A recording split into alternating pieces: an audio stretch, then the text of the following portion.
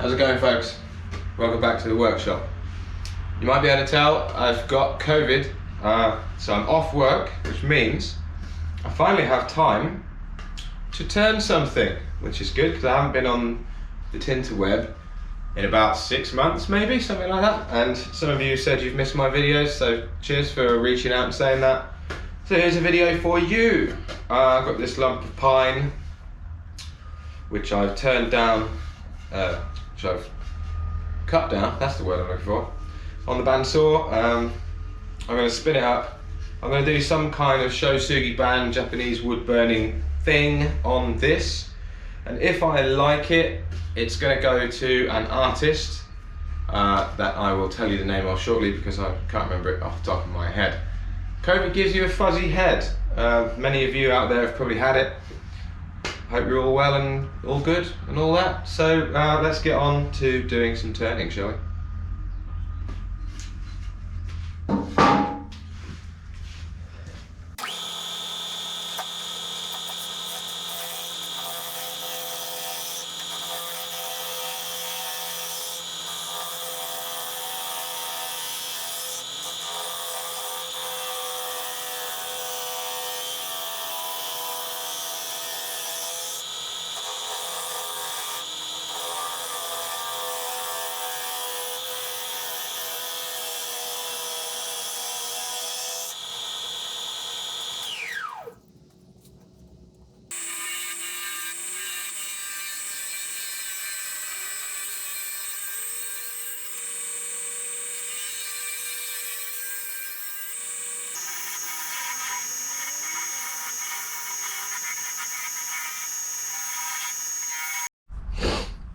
Okay, that's the basic shape that I want to start with. Loads of tear out going on, so I'm going to start with a reasonably heavy grit sandpaper and make it smooth. Tenon's in, mortise is in rather.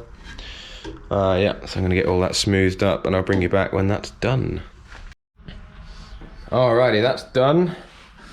Now I can't honestly remember what comes first, the burning or the colouring. Stick your hand in the air if you can remember what comes first, because I can't. So I think I'm going to colour it and then burn it. That makes more sense to me, I think, and the reason for that is because obviously burning it is going to dry it out, whereas burning it and then colouring it is going to leave it damp. So let's colour it. Okie dokie. So the artist in question that this is going to does a lot of high contrast work, and so I have gone for as dark a red as I can reasonably get away with without it being black. It looks pretty black in there, it's almost blood red. Nice, we like a bit of blood. Fantastic. So, I'm going to get my paper or rag or whatever, and we're going to apply it liberally and do a few coats. I'm going to turn the speed down, get a few coats on here, soak the whole thing in this colour. Right, we're going to see how this nice old bit of paper does at applying colour for a start. Trying not to get it all over me and all over the lathe. Oh, there it goes on the lathe. Good, good. Wow. I tell you what, that soaks in fast. There's no exact way to do this, unfortunately. You just sort of got to chuck it on.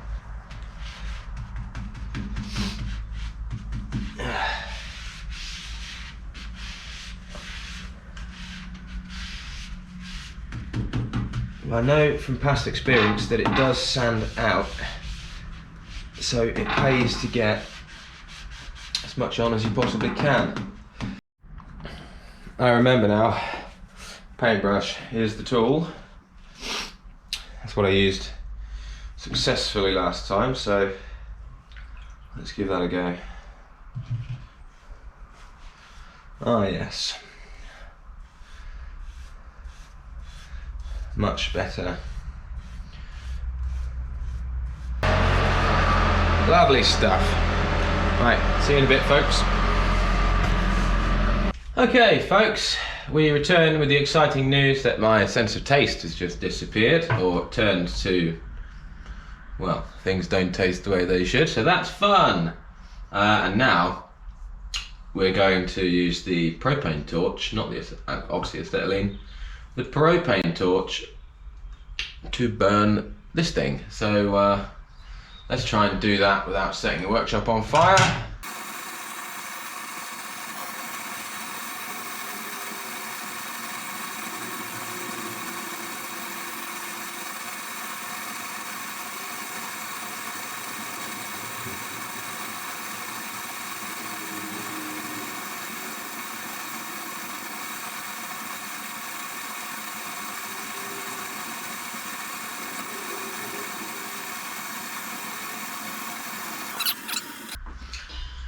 Right, we've got some nice charring going on there. So now we're going to get the sander out, sand that back a bit. And I've not focused too much on this top rim because I'm going to cut that in on this side or on the other side, who knows. I'm going to cut it in. Whether I do it now or later is up for debate.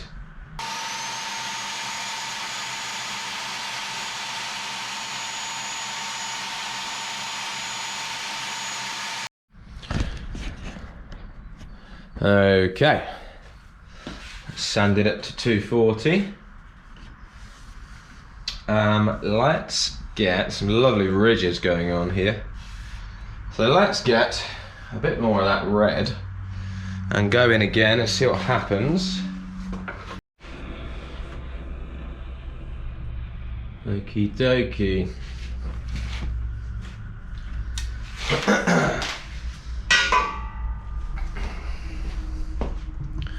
Nice and black once again. And that's dried it out nicely. So I'm going to go in with a slightly higher grit now, and we'll see where that leaves us.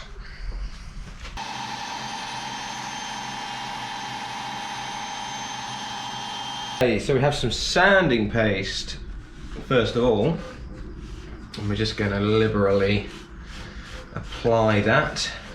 Beautiful. Right, let's give it some speed and see what happens.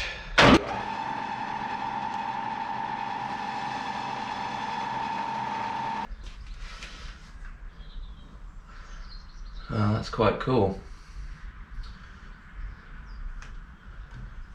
Nicely cracked up there, we like that. The contrast between these dark lines and these light lines in the grain, it's really something.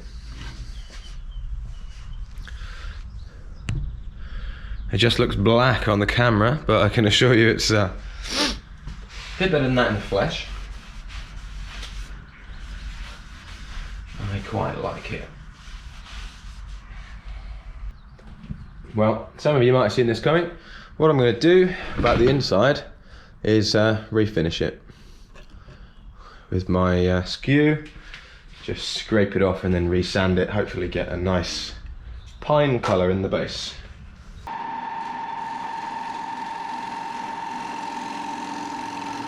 Right, that's done that.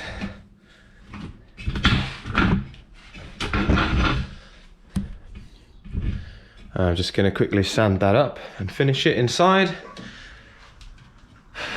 I'll probably apply a few more layers of finish to this outside as well, see if we can get it nice and shiny. I'll just shut the outside door. I still don't know whether you can see that very well on camera. I won't find out till the edit, but the grain is now super shiny, and it's like the matte, subtle colour on the inside with a nice pine finish in the base. So it's time to flip it round. I'm going to cut this rim in and then I'm going to hollow it out. Can't decide yet what I want to do on the other side. So stay tuned to find out. Right, it's on the lathe. There was a nasty crack noise as I opened it. I've not got a lot of tension on there at all.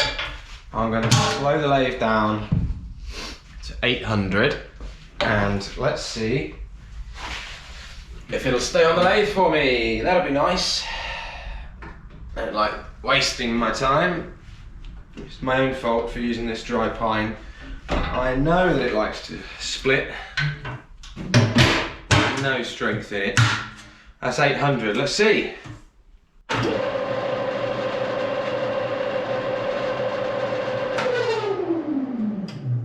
I'm gonna take it and run with it and see what happens. Place your bets now. Will we make it to the end of the project? I don't know. Okay, this is going to go one of two ways. Excuse me. Good old COVID. Right, we're going to find out real quickly if this is sink or swim. And you're going to see it either way. So here we go.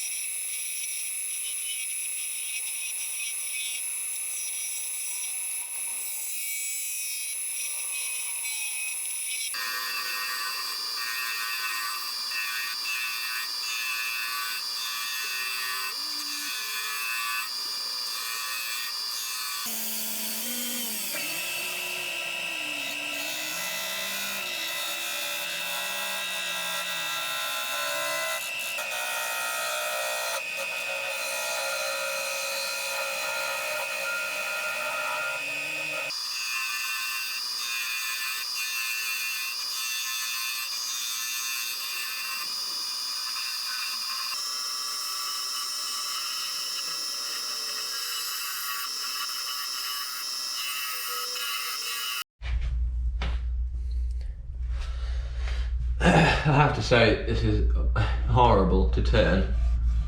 Grabby, pulley outy. Pulley outy? Is that a word? Yeah. Not nice. I'm going to keep it fairly chunky, I think. I don't want to risk any unnecessary accidents. I'm just going to sort that transition out so it's not quite so horrible. Sand it and we'll be done. Ish. Right, I'm really not going to push my luck. That's what you're going to get. That is disgusting. That said, let's see if we can try and make it into something less disgusting with sandpaper.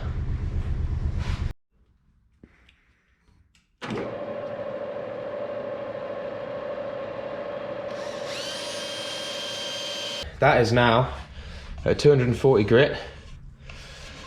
If this was any other wood, I would say that is basically unsandable because the inner grain is so much softer than the outer grain, but that's, in this instance, exactly what we want. And we're now going to, well, firstly, sweep up all the flammable material, and then we're going to burn the inside of the bowl.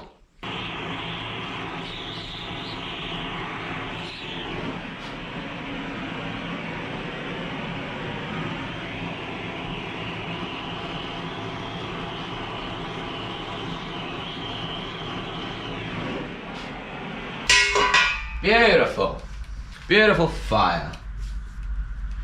More hideous cracking from the bowl as it literally splits into pieces. Let's hope that it holds together. Oh, oh, real bad splitting. Are we going to witness the bowl literally split? Nobody knows at this point. Well, we can cool it down quite fast with some water and some red dye. So here we go.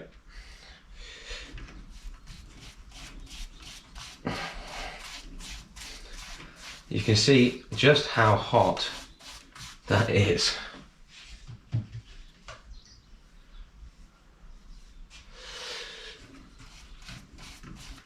Very hot.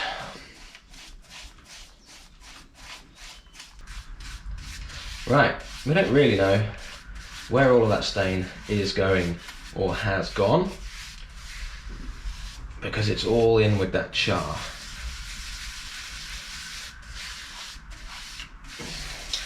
Beautiful. Let's let that cool down, stroke dry out, and we'll hit it with some sandpaper.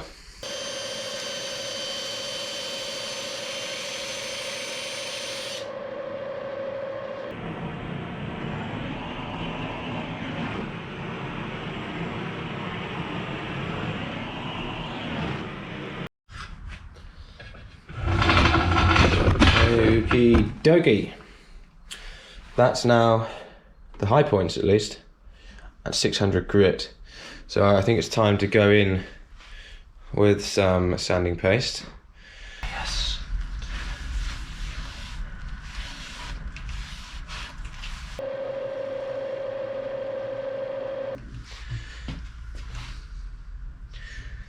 Nice bit of shine on there. Right, that's the sanding paste. Straight in with some tongue wax. That looks pretty funky to me. Give it a bit of shine up.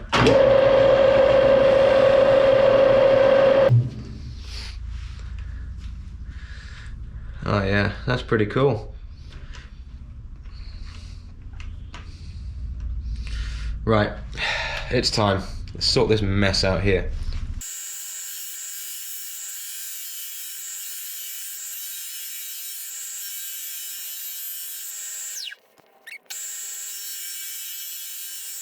Right, I hope all that's starting to make sense now, boys and girls. Why we went to such great lengths not to touch that top. Still a bit left in there. This is definitely interesting. Time for sanding.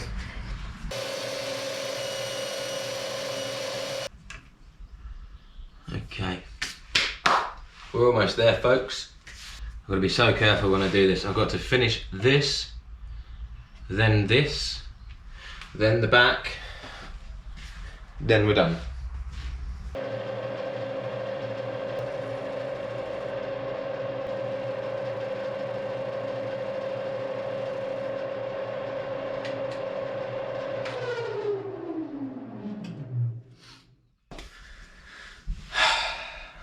There it is.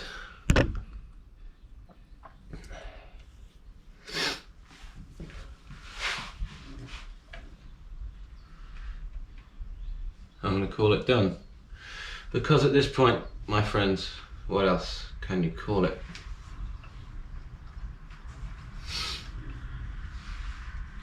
An interesting exercise, if nothing else.